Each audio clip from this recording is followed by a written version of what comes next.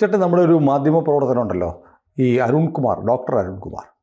അദ്ദേഹം ഇന്നലെ ഈ മറ്റേ ഛത്തീസ്ഗഡ് കന്യാസ്ത്രീകളുടെ വിഷയം വന്നപ്പോൾ അതിനകത്ത് അനൂപ് ആൻ്റണി ഒക്കെ പോയിട്ടാണല്ലോ അവരെ ഇറക്കി കൊണ്ടുവന്നത്. കുറേ ഇടപെടലൊക്കെ അനൂപ് ആൻ്റണി നടത്തി. അവിടുത്തെ ഉപമുഖ്യമന്ത്രിയും ആഭ്യന്തരമന്ത്രിയും ഒക്കെ ആയ ആളെ പോയി കണ്ടു, ജയിലിൽ പോയി, ജാമ്യ ഉത്തരവായിട്ട് കോടതിയിലെത്തി, ഇതൊക്കെ ചെയ്തു. അത് കഴിഞ്ഞപ്പോൾ മാധ്യമപ്രവർത്തകൻ എന്ന നിലയിൽ ഒരു സ്വതന്ത്ര നിലപാടെടുക്കേണ്ടുന്ന അരുൺകുമാർ അതിന് അനൂപടി എന്ന് പറഞ്ഞൊരു സോഷ്യൽ മീഡിയ പോസ്റ്റ് ഇട്ടു. എന്നിട്ട് ഈ വിഷയം വൈകിട്ട് ചർച്ചയ്ക്കും എടുക്കുന്നു. അതിനകത്തൊരു അധാർമികതയില്ലേ? അത് ഇല്ല, ധാർമ്മികതയില്ല. എന്നുവെച്ചാൽ ഈ ധർമ്മവും അധർമ്മവും ഒന്നും പ്രസക്തമല്ലാത്ത ഒരു ഏരിയയാണ് മാധ്യമരംഗം, പ്രത്യേകിച്ചും റിപ്പോർട്ടർ ചാനൽ. ധർമാധർമ്മങ്ങളില്ല. കഴിഞ്ഞ ദിവസം ഞാൻ യാദൃശ്യമായിട്ട് ഒരു TV ചാനലിൽ ജോണി ലൂക്കോസ് പ്രസംഗിക്കുന്നു. അവരുടെ എന്തോ പ്രസ്സുകാരുടെ സമ്മേളനമാണെന്ന് എനിക്ക് തോന്നി. അതെന്താണെന്ന് എനിക്ക് മനസ്സിലായി. കാരണം ഒരല്പം ക്ലോസപ്പ് ആയിരുന്നു, പുറകിൽ എന്ത് എഴുതിയിരിക്കുന്നു കാണുന്നില്ല. ജോണി ലൂക്കോസിൻ്റെ പ്രസംഗത്തിൻ്റെ ഒരു ചെറിയ കഷ്ണത്തോടെ അടുത്ത വാർത്തയിലേക്ക് പോവുകയും ചെയ്തു. ബട്ട് വളരെ പ്രസക്തമായ ഭാഗമാണ് ഞാൻ കണ്ടത്. ജോണി ലൂക്കോസ് പറയുന്നു, കുറച്ചു കാലം മുമ്പ് വരെ ഞാനൊക്കെ ഡൗൺ ദ എർത്ത് മീഡിയ പേഴ്സണായിട്ട് വർക്ക് ചെയ്യുന്ന കാലത്ത് സർവൈവൽ ഓഫ് ദ ഫിറ്റസ്റ്റ് ആയിരുന്നു മീഡിയയിലെ മുദ്രാവാക്യം. നിങ്ങൾ ഫിറ്റാണെങ്കിൽ നിങ്ങൾ സർവൈവ് ചെയ്യും, അല്ലെങ്കിൽ നിങ്ങൾ പുറത്തു പോകും. ഇപ്പം അങ്ങനെയല്ല, സർവൈവൽ ഓഫ് ദ ഷെയിംലെസ്. അദ്ദേഹം ഉപയോഗിച്ച വാക്കാണ്. അത് മലയാളത്തിലേക്ക് തർജ്ജമ ചെയ്തു മനോഹരമായിട്ട്. ലജ്ജാനാശം. ലജ്ജാനാശം സംഭവിച്ചു കഴിഞ്ഞാൽ പിന്നെ ഒന്നുമില്ല, പിന്നെ നിങ്ങൾക്ക് എന്തും ചെയ്യാം. സത്യമല്ലേ? ശരിയാണ്. ഇതിനു മുമ്പ് എസ് ഗുരുമൂർത്തി ഇന്ത്യൻ എക്സ്പ്രസ്സിൽ വർഷങ്ങൾക്ക് മുമ്പ് ഒരു ലേഖനം എഴുതിയിരുന്നു. അന്നാണ് ഈ ലജ്ജാനാശം എൻ്റെ മനസ്സിൽ കയറുന്നത്. അദ്ദേഹം പറഞ്ഞു, ഭാരതത്തിന് ഇപ്പോൾ സംഭവിച്ചുകൊണ്ടിരിക്കുന്നത് അത് by design with foreign forces അവരൊക്കെ ആയിട്ട് ഷെയിംലെസ്നെസ് കൊണ്ടുവരുന്നു സൊസൈറ്റിയിൽ. എന്ത് ചെയ്താലും ഒന്നുമില്ല എന്നുള്ള. അപ്പോൾ ആ ഒരു അവസ്ഥ വന്നു കഴിഞ്ഞാൽ പിന്നെ അവിടെ ധർമാധർമ്മങ്ങൾക്ക് പ്രസക്തിയൊന്നുമില്ല. നമ്മൾ പൊതുവേ പുറത്തുള്ളവർ ധർമ്മം എന്ന് വിചാരിക്കുന്നത് അവിടെ വലിയ വാല്യൂ ഒന്നും ഉള്ളതല്ല. നമ്മൾ അധർമ്മം എന്ന് വിചാരിക്കുന്നത് അവർക്ക് വലിയ കാര്യമൊന്നുമല്ല. വേറൊന്ന് സോഷ്യൽ മീഡിയയുടെ സ്വാധീനം അല്ലെങ്കിൽ ദുസ്വാധീനം. ഞാൻ പലപ്പോഴും ശ്രദ്ധിച്ചിട്ടുണ്ട്. ഞാനും ഉണ്ട് സോഷ്യൽ മീഡിയയിൽ, ട്വിറ്ററിലാണ് കൂടുതലും. ഞാൻ ഇന്ന് വരെ ഈ കമ്മി, കൊങ്ങി, സംഘി അല്ലെങ്കിൽ ഇത് സുഡാപ്പി ഇതുപോലത്തെ വാക്കുകളൊന്നും ഞാൻ ഉപയോഗിച്ചു. എനിക്കിതിൻ്റെ അർത്ഥമൊക്കെ മനസ്സിലാവുന്നുണ്ട്. ഒരിക്കലും ഞാൻ ഫേസ്ബുക്കിൽ എഴുതി സംഘി ഒരു മോശം വാക്കല്ല, സംഘി മോശം വാക്കല്ലാതെയായി. എന്തു വാങ്ങിക്കോട്ടെ, സംഘി ഇപ്പം മോശം വാക്കല്ല. കുറേ അധികം പേര് അതെ ഞാനും സംഘിയാണ്, സോ വാട്ട് എന്ന് ചോദിക്കാനൊക്കെ തുടങ്ങി. അങ്ങനെ സംഘി ആ ഒരു മോശം ഇതിൽ നിന്ന് രക്ഷപ്പെട്ടു. മറ്റു വാക്കുകളൊക്കെ ഇപ്പോഴും അങ്ങനെ നിൽക്കുന്നു. പക്ഷെ ഞാനത് ഉപയോഗിക്കാറില്ല. സോഷ്യൽ മീഡിയ ഉപയോഗിക്കാറുണ്ടെങ്കിലും ഈ വാക്ക് ഉപയോഗിക്കാറില്ല. ഇതിൻ്റെ സ്വാധീനം മെയിൻ സ്ട്രീം മീഡിയയിലേക്ക് വരുന്നതിൻ്റെ ഇവരുടെയൊക്കെ മനസ്സിലതുണ്ട്. അപ്പോൾ അത് ഉപയോഗിക്കാൻ മെയിൻ സ്ട്രീം മീഡിയയിൽ ഉണ്ടായിരുന്ന സംഭവം ഒരു ഷെയിംലെസ്നെസ്സാണ്. അത് പോയി. അതാണ് ജോണി ലൂക്കോസിൻ്റെ പോയിൻ്റ്. ഇപ്പോൾ മോസ്റ്റ് ഷെയിംലെസ് ആരാണോ അവനാണ് ഏറ്റവും വലിയ മാധ്യമപ്രവർത്തകൻ. മാധ്യമരംഗത്തെ ഞെട്ടിച്ചുകൊണ്ട് ഒരു ഫോറിൻ അവതാരക, she was American, I think Fox ന്യൂസിലോ അങ്ങനെ എന്തോ, അവർ പുതിയ ഒരു വാർത്താ അവതരണ ശൈലി കൊണ്ടുവന്നു അവരുടെ പ്രേക്ഷകരെ പിടിച്ചിരുത്താൻ. അപ്പോൾ ഈ ലേഡി അവതാരക ഓരോ ഓരോ വാർത്ത വായിക്കുമ്പോഴും ഓരോ ഡ്രസ്സ് വെച്ച് മാറ്റിക്കൊണ്ടിരിക്കും. അവരുടെ ശരീരത്തിൽ നിന്ന് ഓരോ ഡ്രസ്സ് അഴിച്ച് അവസാനം അത്യാവശ്യം വേണ്ട ഈ കടൽ തീരത്തെ ഡ്രസ്സുണ്ടല്ലോ അത് മാത്രമാകുമ്പോൾ വാർത്ത തീരുന്നു. ഇതായിരുന്നു ആ ഫോർമാറ്റ്. കുറച്ച് നാൾ കാണിച്ചു അവർ, പിന്നെ അത് ഉപേക്ഷിച്ചു. അപ്പോൾ ഇങ്ങനെ ലജ്ജാനാശം സംഭവിച്ച മാധ്യമപ്രവർത്തകരുണ്ട്. ഒരുപക്ഷെ അരുൺകുമാർ ആ കൂട്ടത്തിൽ പെട്ടോ എന്ന് എനിക്ക് അറിഞ്ഞുകൂടാ. ഞാൻ തുടർച്ചയായിട്ട് ടി വി കാണാത്തത് കൊണ്ട് ഒരാളെ വിലയിരുത്തുന്നത് നമ്മൾ ഫുള്ളൊരു ഇത് വെച്ചിട്ട് വേണമല്ലോ. അത് ഒറ്റ പരാമർശം വെച്ചിട്ടൊക്കെ ഒരാൾ അല്ല, ഒറ്റ പരാമർശമല്ല. ഈ അരുൺകുമാർ എന്ന് പറയുന്ന മാധ്യമ പ്രവർത്തകനെതിരെ നിരന്തരം ഇത്തരം പ്രശ്നങ്ങളുണ്ട്.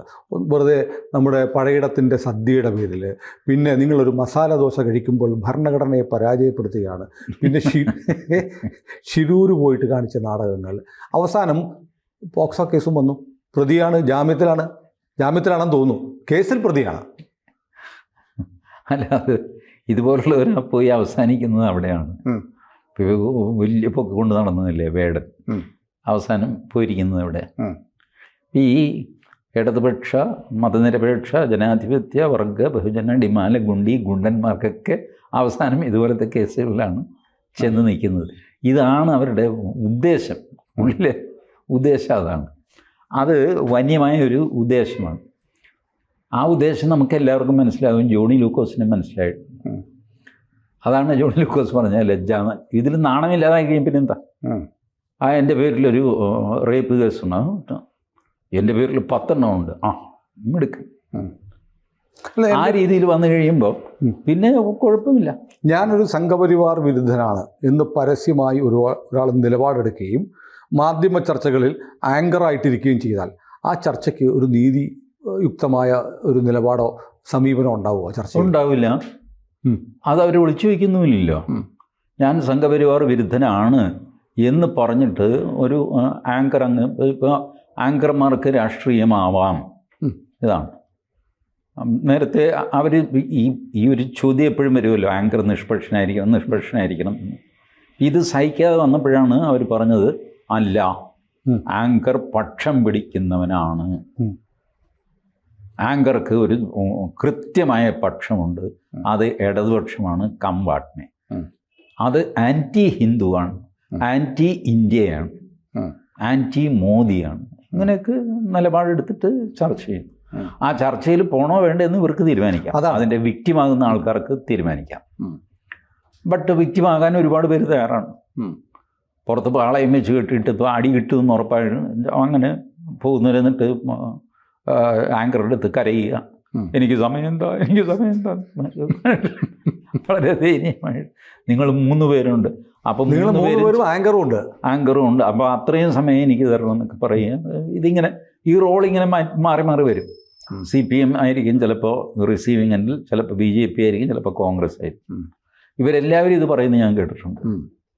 സമയം തരണം, നിങ്ങൾ 3 പേർ, അവർ 4 പേരുണ്ട്, നിങ്ങൾ എനിക്കെതിരാണ്, അതാണ് ഇതാണെന്നൊക്കെ പറഞ്ഞ് ഈ ബഹളം നടക്കുന്നു.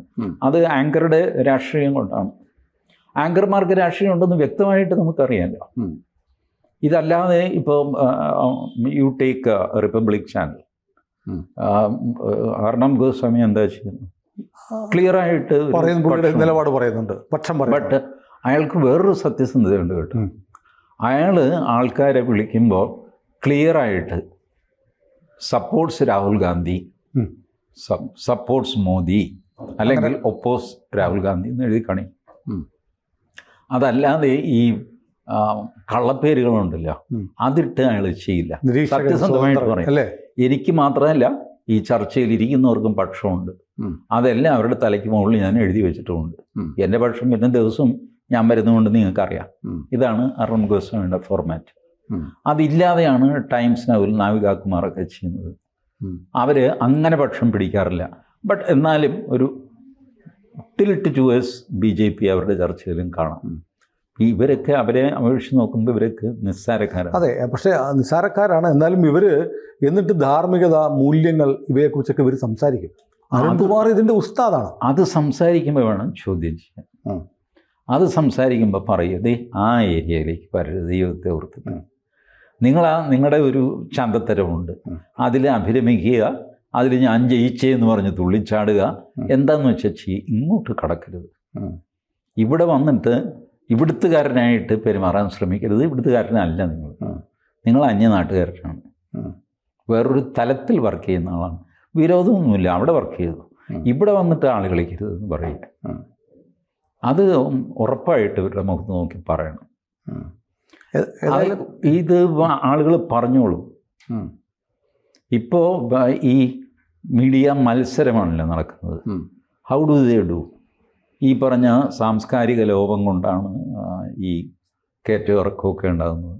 കാണികളുടെ വർധന ഉണ്ടായി. ഞാൻ 1-ാം സ്ഥാനത്താണ്, ബാർക്ക് റേറ്റിങ്ങിൽ 1-ാം സ്ഥാനത്ത് വന്നു. ഇതെല്ലാം ഈ അവരുടെ മായാലോകത്തിൽ അവർ നടത്തുന്ന തക്കിട തരികിടകളാണ് ഈ സാധനമില്ല. അപ്പോൾ ലജ്ജാനാശം വന്ന ആളുകളോട് നമ്മൾ സഹതപിച്ചിട്ടും കാര്യമില്ല, നമുക്കൊന്നും ചെയ്യാൻ പറ്റില്ല. അപ്പോൾ ഏതായാലും നമുക്ക് ഇതുപോലെയുള്ള ഈ തലയ്ക്കകത്തും പുറത്തും ഒന്നുമില്ലാത്ത ചില ആളുകളെ നമുക്ക് കണ്ടേ പറ്റൂ എന്ന് വന്നിരിക്കുന്നു. ഇതൊക്കെ ഒന്ന് സഹിക്കുകയല്ല, എന്ത് ചെയ്യും? നിങ്ങൾ അത് സഹിക്കാൻ പറ്റില്ല, ആ ചാനൽ കാണണ്ടെന്ന് ചോദിക്കുക, ഇത്രയേ ഉള്ളൂ. വേറെ കാണികൾക്ക് വേറെ മാർഗമൊന്നുമില്ല. കയ്യിൽ റിമോട്ട് ഉണ്ടല്ലോ അല്ലേ? അതെ. കൂടുതൽ വാർത്തകളും വിശേഷങ്ങളും നിങ്ങളിലേക്ക് എത്താൻ ABC മലയാളം സബ്സ്ക്രൈബ് ചെയ്യുക, ബെൽ ബട്ടണും അമർത്തുക.